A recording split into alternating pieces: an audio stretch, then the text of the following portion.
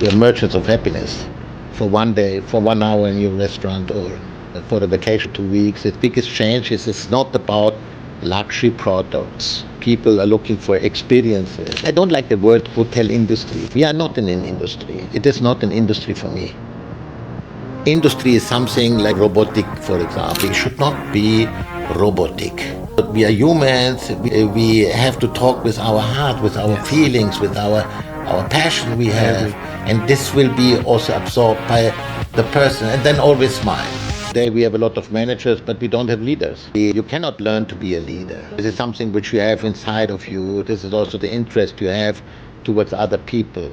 This is a business which is about humans. You work for humans and you work with humans. In this business, we have no barriers. We have no borders. I can work in China. I can work everywhere. The difference between respected and feared. In my career, I had people I feared. They were not the most competent guys. Half of your life you're working. The other half of your life you're sleeping. So if you only work for the retirement while you go away from your life, makes no sense. You have to have a very good balance between your work, that your work is also part of your life experience. Today's episode is truly special. We are recording from one of the most iconic properties in the world, a former Ottoman palace standing on the shores of Bosphorus, where history, leadership, and hospitality intersect. Today, my guest for the episode 10 is Mr. Radtke, General Manager of Çırağan Palace Kempinski Hotel in Istanbul. Ralph leads not just a hotel, but a living piece of history, a property that has hosted royalty, world leaders, and global icons, and continues to set the benchmark for luxury hospitality worldwide. With decades of international leadership experience across some of the most prestigious destinations in the world, Ralph brings a rare perspective on what it truly means to lead with purpose, precision, and vision, especially in an environment where heritage and modern excellence must coexist every single day. This conversation is about leadership at the highest level, about protecting legacy while driving innovation, and about what it takes to manage one of the world's most extraordinary hotels. Ralph, welcome to the Daily Show podcast. You have built one of the most remarkable careers in global luxury hospitality, from Paris to Moscow, Africa, Asia, and now Istanbul. When you look back in your career, was there one specific moment that shaped the leader you are today? The whole business actually was in the beginning. I didn't want to go in the hotel business at the end of the day because my parents are from the industry. We have factories, etc. So I didn't want to work with my dad, but I traveled a lot with him. So I was always staying in beautiful hotels. And then I said to myself, the world is interesting. Why would I stay in Germany or whatever? So I said, let's explore the world, meet other people, etc. And I think gave me the idea to go in this hotel business because of curiosity. As you have most probably seen, I started at very low positions in my career because my dad didn't want me to go in the hotel business. He was not really very fond of my idea. So he said, fine, then you start from the beginning. So I started as a commie in the restaurants, serving the people, learning the languages, exploring cities and places where I had no money to stay because I had no money. So I combined, let's say, the job together with destinations where I wanted to go. I think it's the experience and you have to have some ingredients. For example, you have to be passionate about what you're doing. You have to be curious. You have to be open to the world. We call it a hospitality business. That means you receive people from all over the world. If you receive them in your own home, you have to give them this warm feeling that they're welcome and that you waited at the end of all day long for them to come. Of course. The greatest experience I had, which shaped a little bit the future, was when I worked in the Ritz in Paris. I was private secretary for Charlie Ritz, the owner of the Paris Ritz, and until he died, and I think it was in August 76. Sorry, it's in now 76. And because that, I met all these famous people which are all disappeared now, like Charlie Chaplin, Oh wow, John Wayne, Elliot Ness, the guy who took on Capone. Wow. And all this famous Giovanni Agnelli, all these people for sure, as a young gentleman, they had already a certain age, so they all disappeared over the time. But it was a great experience to see from the other side. Of course. Not only you don't see the people, the celebrities, have no maquillage and so forth, and the report also between the people is a different way. You have a very respectful, but you little by little you be part of the family because they trust you. Especially when you work in the room service, for example, you can see the people in a very casual way. Right. And that was a fantastic experience, I must honestly say. And then for sure, later on, I moved on in my career. Today we have a lot of managers, but we don't have leaders. That's the problem. That's a very great point. So we should, I think, go back to really, you cannot learn to be a leader. This is something which you have inside of you. This is also the interest you have towards other people. It's very difficult for me to explain. Manager, you can learn a manager. You go to this international business schools, universities and whatever, and you learn this theoretical thing. But this is a business which is about human. You work for humans and you work with humans, with all the complications the people have and the problems they might have, my guests, my associates and so forth. And then I went around in the world. I will go into the leadership. Can we say back in the days when you started working with your dad, so that was the moment that you got the spark about working in the hospitality, getting excited about traveling. So that was the moment that you decided hospitality is for me, right? And Yeah, you had a great journey meeting with all these world famous people, Charlie Chaplin. That's amazing. The hotel business actually was different than it is today, right? For example, people stayed in Paris 3 months at the Ritz. And then they take the boat to go from Le Havre back to New York with the cruise ship. Traveling with the airplane was not as common as it is today. It was a luxury, travel with the airplane. Today you have all this kind of low-cost carriers. For, I don't know, $50 you can go from Brussels to Milan, make some shopping and go back in the next day. But at the time, no, it was only people who had the necessary financial background could travel with the plane. I always get amazed with the perspective of professionals like yourself who has seen all these changes in the industry. Now we are talking about the time when Charlie Chaplin was alive. So what are some of the biggest changes you see? Obviously we have seen COVID, we have seen all these challenges, but do you think today it's more difficult than before in terms of our industry? I don't think it is more difficult. I think the industry is a service industry. So we are selling dreams, in fact. This is what Charlie Ritz told me when I asked him what is a good hotelier for you. And then he said, we are merchants of happiness. And this is what we are, merchants of happiness. For one day, for 1 hour in your restaurant or for a vacation of 2 weeks, etc. I think we don't take the time anymore, take better care of our guests. It is about, today in this business, the biggest change is it's not about luxury products. In my opinion, it's more in the hotel business, fortunate people are looking for experiences, which you can only do in Çırağan, but you have to create these experiences, right? So, as you said, Mr. Ralph, the passion is very important, right?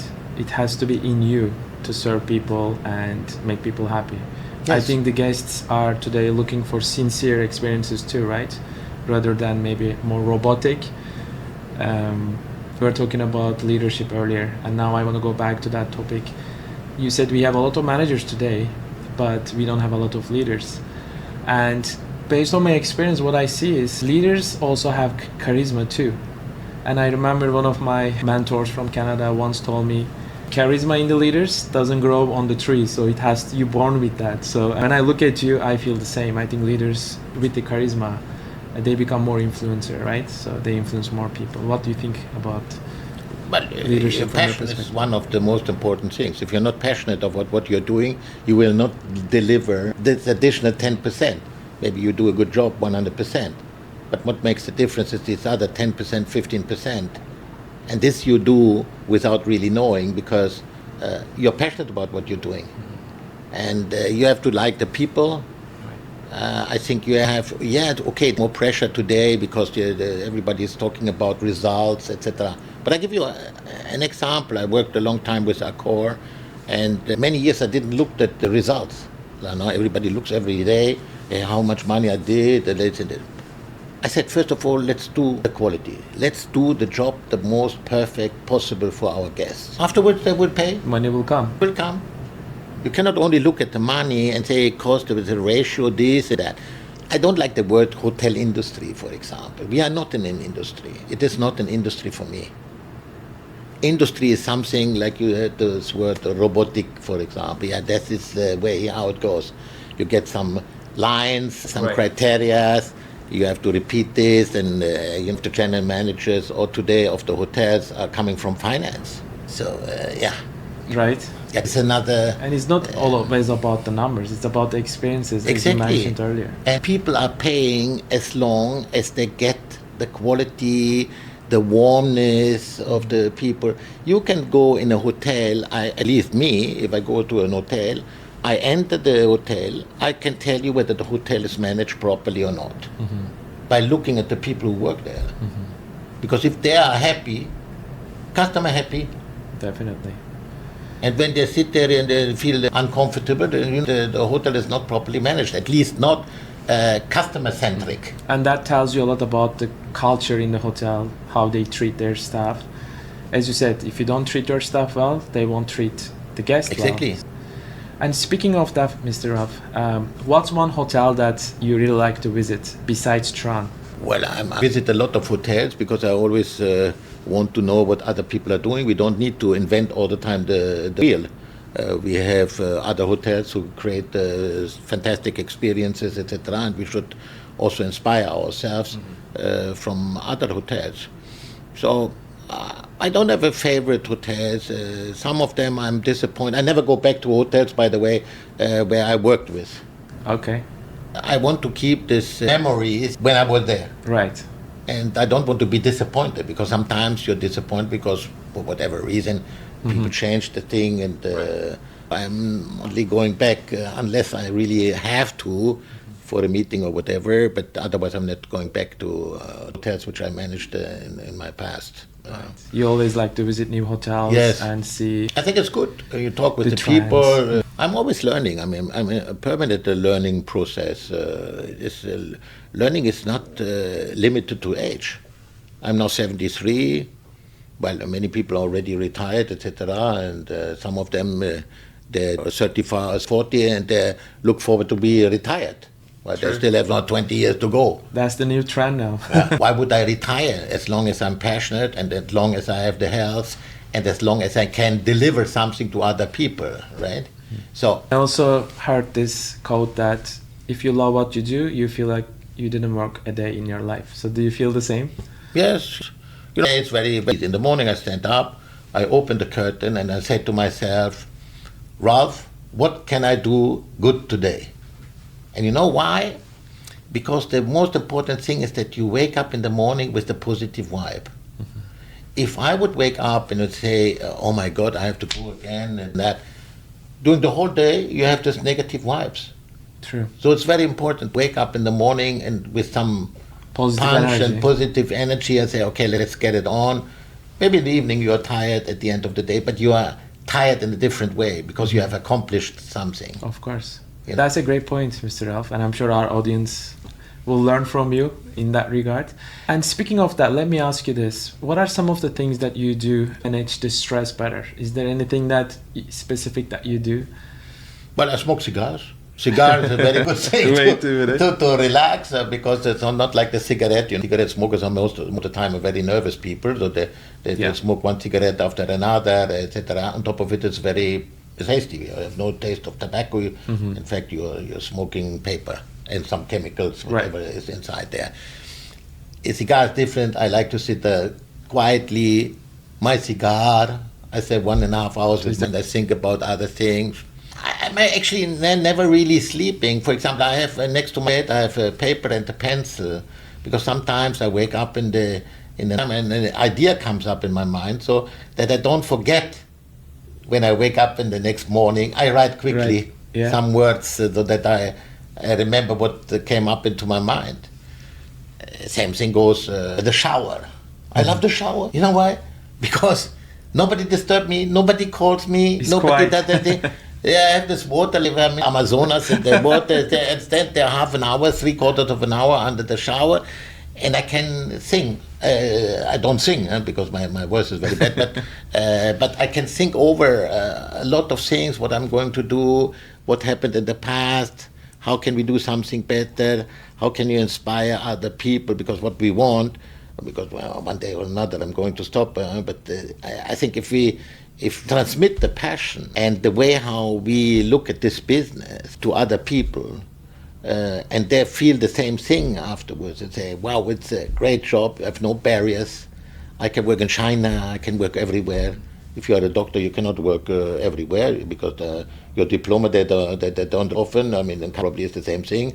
Somebody comes from Bulgaria as a doctor, they will say, okay, fine, but the studies are not the same criteria in Canada. Required. In this business, we have no barriers, we have no borders. That's a great point. And that's a great message for the young professionals. Yes, and you have to go out. Don't stay always at the same place.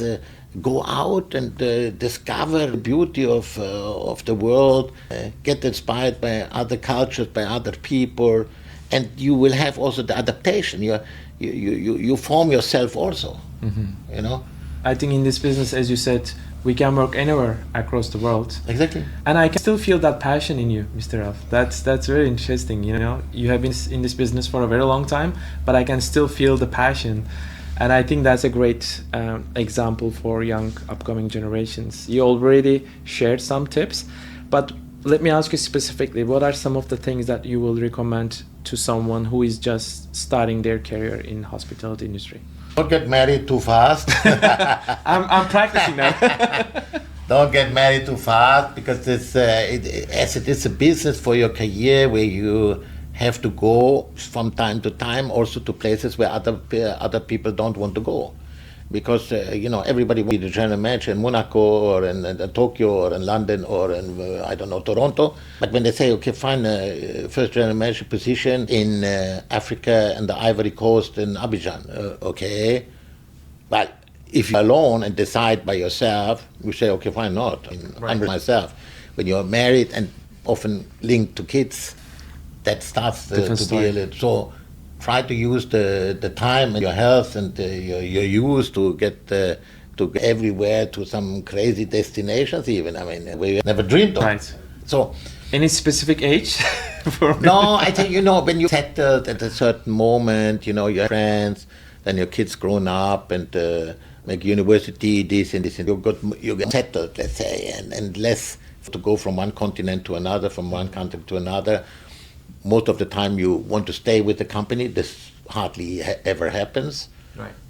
In the factory of my father retired and he presented the son. The son was hired then. So they made their whole career in the same company. Today that is hardly possible. True. So should not be with the mindset saying I settle too early. Right. Explore the world, get an experience.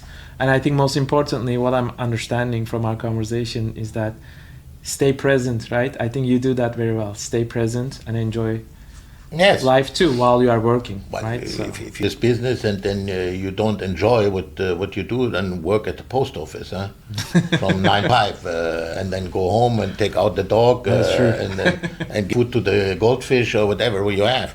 But this is a job where you have to really be passionate. You have to like the people.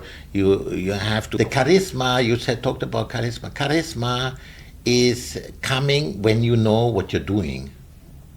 Because you feel comfortable. That's great. If you know your job, if you know what you're doing, automatically the way how you go be perceived by somebody else, they will more respect you for sure. Mm-hmm. And charisma doesn't mean that I have to be unpolite or shout at everybody. No. I'm between respected and feared. People I feared, they were not the most competent guys, but they had the possibility to influence my career. So I was very careful with them because I feared them. Mm-hmm. The real thing is that you respect somebody for what he's giving you. What is this person who has so much experience, can I take away from this guy, from this person, to enrich myself, my own. So I rather prefer respect than to fear somebody. That's a great point, Mr. Ralph. You have managed and opened a lot of hotels across the world. What's one project that tested you the most? And do you have any project in mind? All the countries where I went and all the places in Africa and Asia, wherever it was, I loved the place to be. And also because of the people. You have to understand and learn with the people. Mm-hmm. Have their own uniqueness right? Çırağan Palace is more than a hotel. Yes. It's an iconic property, international symbol of luxury. What does it mean to you to lead such a prestigious property? Well, it's an honor to have nearly 15 years I'm here to lead such a place. And Çırağan is actually a brand by himself. You could imagine easily, like with other groups, for example, like Oriental, Bangkok, Mandarin Oriental, between the two hotels, Hong Kong and Bangkok. You can easily have a Çırağan Palace in New York and a Çırağan Palace in Berlin. Because some hotels, they are a brand by themselves, no matter which hotel company is managing the place, right? Mm-hmm. Because there's always, Çırağan Palace will be always Çırağan Palace. Right. No matter, today we are very happy and very proud that we opened this hotel through Kempinski 30 years ago, even more than 30 years ago. For me, it's the history and the hotel. I like hotels with a soul, Çırağan, they have a soul. You can feel there's something. It's, for me, like a living building.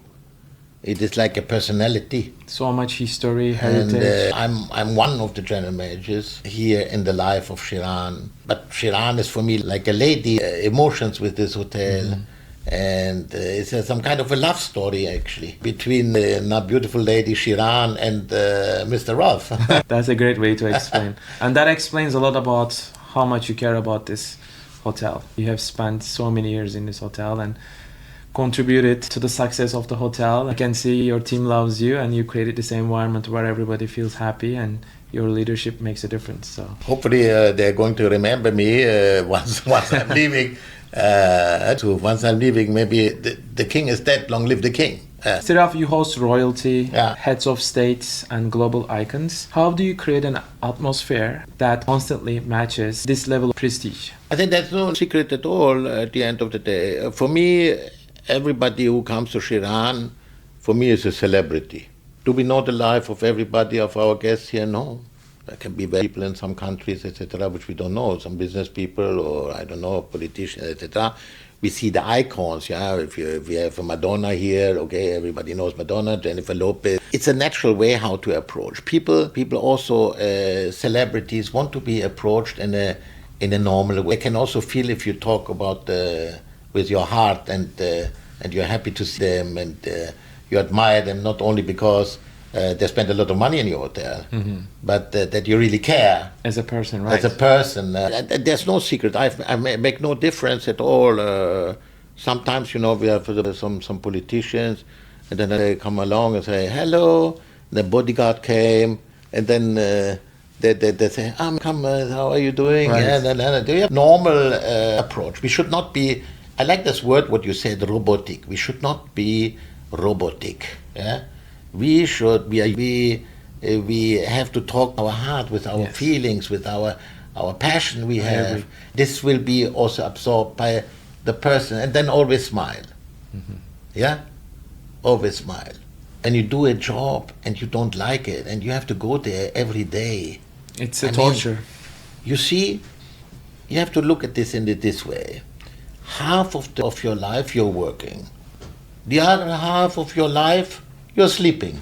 That's very true. So if you only work for the retirement, well, you go away from your life. What did you have for a life? Yeah. Your 1 or 2 days off in a week and your holidays to see grandma in I don't know, in Anatolia or I don't know where.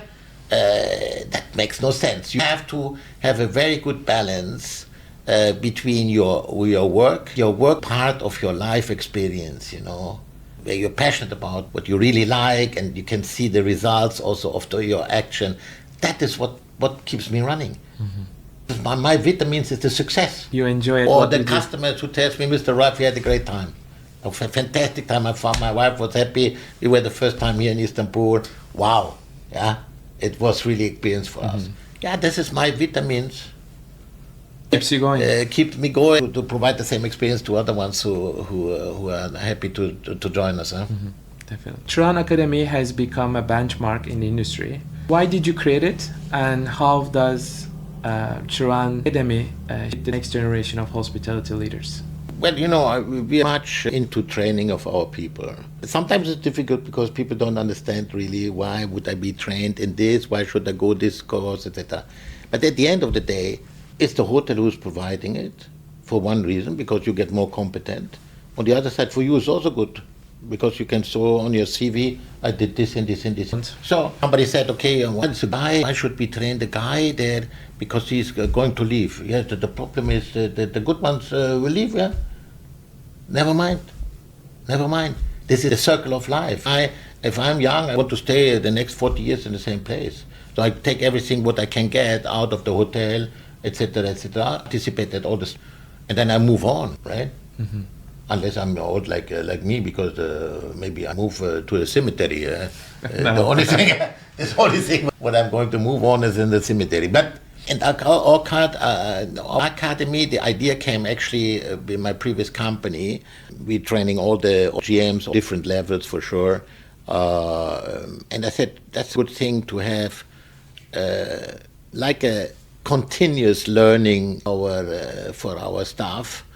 And also this, let's say, this to understand you and to move one step further, also to create, to improve your career and your social economic environment. And then we started our core academy, and we made it with the diplomas and so on. Okay, to succeed, you have at least to have the diploma saying, okay, I followed this course, which I did also with Cornell, by the way. I did years ago. I was already out. I did investment in real estate and asset management in Cornell, 3 months. But this was only to show my people, actually, because they said to me, yeah, but Mr. Ralph, you tell us we have to be trained, etc., etc. When was your last training? And then actually, yes, it was many years behind me. Then I said, okay, he is going to challenge me, that's okay. So I went to Cornell, I did my courses there in Cornell, 3 months, and I came back with a certificate from Cornell. And then I went to here, look, you see? Yeah? Learning.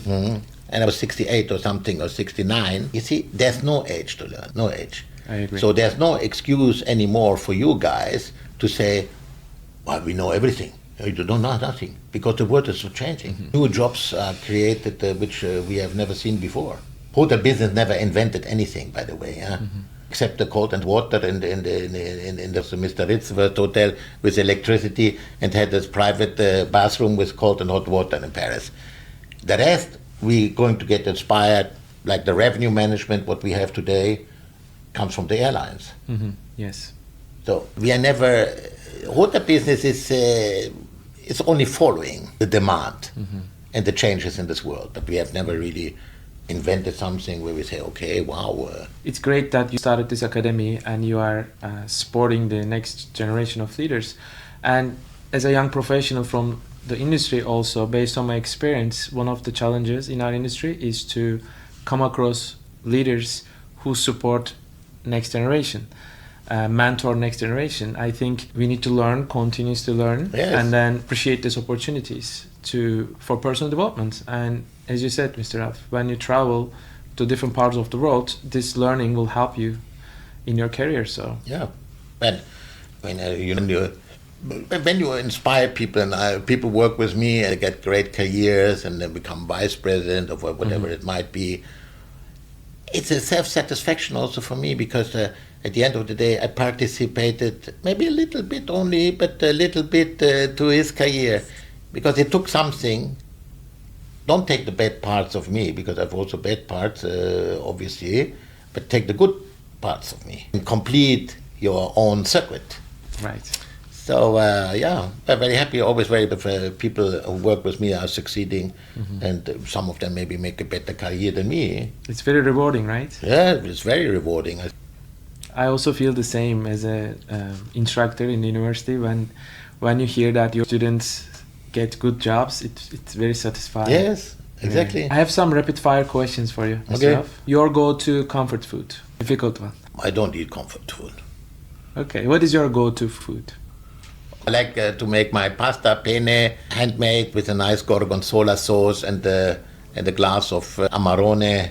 Tea or coffee? Both. I Try- like coffee. I like all teas. I'm not a special Turkish tea drinker.